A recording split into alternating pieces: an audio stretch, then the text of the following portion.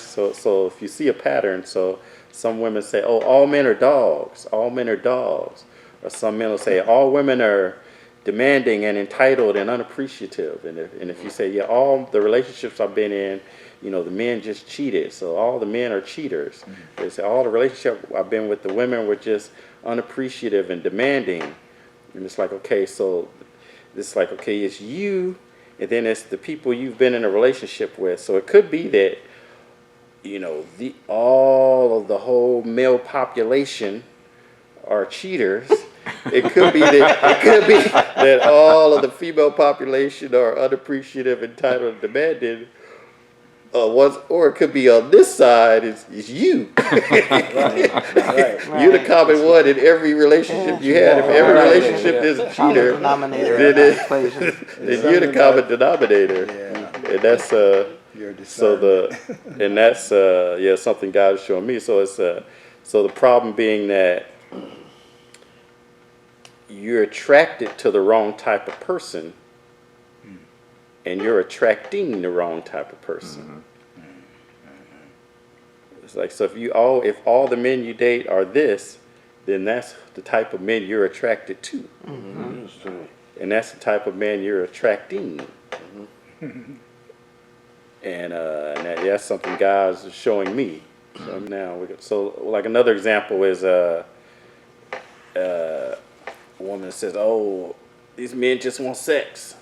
All these men I mean just want sex." And I'm like, "Well, where are you meeting these men?" At the nightclub.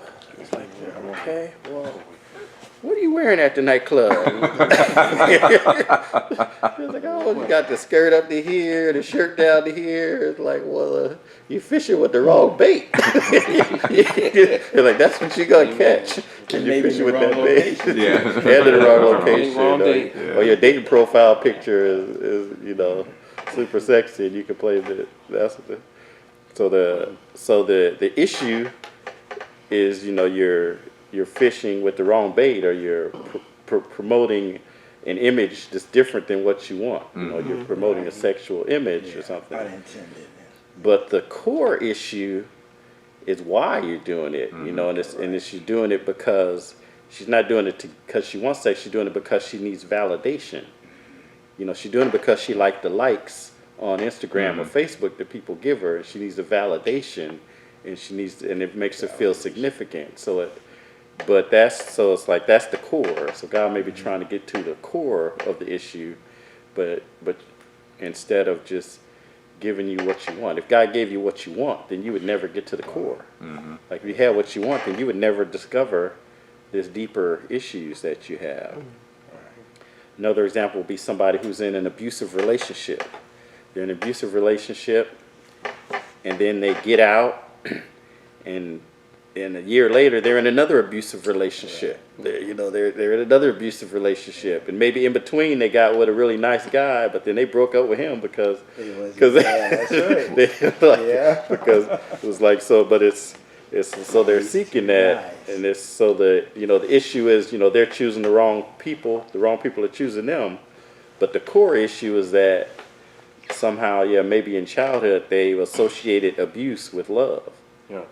So somewhere, somebody they loved, there was an abuse, and so they said, okay, this is what love looks like. That's the norm. And so whenever, a lot of times when we're looking for a person, it's like we're looking for what we experienced. If you grew up in a family where everybody was fighting, your view of love is fighting. I remember I had a girlfriend, and I was saying, "Oh man, we just argue so much. I don't know if this is gonna work." And she was like, "Oh, well, this is the best relationship I've ever had." She said, "This is the least I've ever argued." I'm like, "What in the world?" I had a manager like that. Then one more relationship example is the fixer and the taker. So if you have one person who's a fixer or achiever or a pleaser or a nice guy, or then you have the other person who's a taker or a rebel or a predator. So the fixer, they blame themselves for everything that goes wrong in a relationship, and the taker blames someone else. So they fit together well. The fixer gives without taking. The taker takes without giving. So they match. The fixer feels like they don't have a right to say what they feel. The taker feels like they can say whatever they want. The fixer feels. Say that again. The fixer feels that they don't have a right to say what they feel. So they like if they have an issue with something or something bothers them, they don't want to speak up because they don't feel they have a right to. They feel it may damage the relationship. They want to make sure everything is fixed.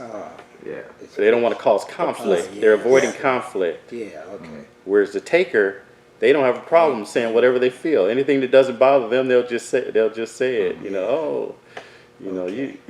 It's like you. There are profiles like that, amiables and those that are direct, something like that. I forget the term. Yeah. And that is not a good match. Well, that is well, it's a good match in some ways, both, but it's a horrible match in other ways. But it's a good match because it's the match that in their current state, that's the person they're going to get. And the fixer, they have too much conscious, and they're always thinking about the other person in the relationship. And the taker has no conscious, and they're always thinking about themselves. And those two will come together, and the fixer, because the fixer, they don't like themselves, so they're going to look for somebody who's the opposite of themselves. Plus, they need someone to fix. They need someone It's to in fix. them to fix. And to look for a project, you know. Yeah. And the taker is, because they're that rebel or whatever, it's almost like the fixer's like, oh, I can change you. Yeah, or I can help you. Or like if it's an abusive relationship, you know, it's someone alcoholic, I can help you. But the fixer, so the problem is, you know, they're attracted to the wrong people and they're attracting the wrong people. That's the issue. But the core issue is that their view of love is tied to trying to please someone who's hard to please. And that could come And they'll never get there. But you'll never, you're right. They will but you'll never get there. But they're so like, it could even be, you know, as a child, you know, you're like, Daddy, look. Daddy's like, yeah, nice. And it's like, they're trying to amuse them, they're trying to please them, but they'll never please them. And so they think, oh, well, that's what love is. It's me trying to amuse, trying to entertain someone who's hard to please. And so now that's what they go through life, trying to find people who are hard to please, because that's what love looks like to them. It's the core issue. So repetition, if you don't get healed, then you're going to continually have the same problem. You're going to continue to have the same problem. They called it repetition compulsion. What you don't complete, you repeat. What you don't complete, you repeat. Down deep, that's what they think love looks like. Then they're going to get sick and tired of it, but eventually they're going to end up in that situation again. They're going to get sick and tired of it, and they may find somebody who's not like that, but then they're going to eventually go back to that until they realize that they have a need that's filling. Until you recognize what that need is. If you keep ending up in that same bad situation, it's because it's satisfying some need for you. Okay. So until you recognize what that need is and address that, you're going to keep going back into that same situation because that's what's comfortable. Even though it's uncomfortable at the time. It's not uncomfortable enough. It's not uncomfortable enough, but it's also it's what you view love as, and you need love, and that's what you think love looks like. So that's what you're unconsciously actually going after. And so if you don't see that, then you don't think that's love. So if you're used to abuse being love, if you're in a situation where you're not being abused, then to you that's not really love.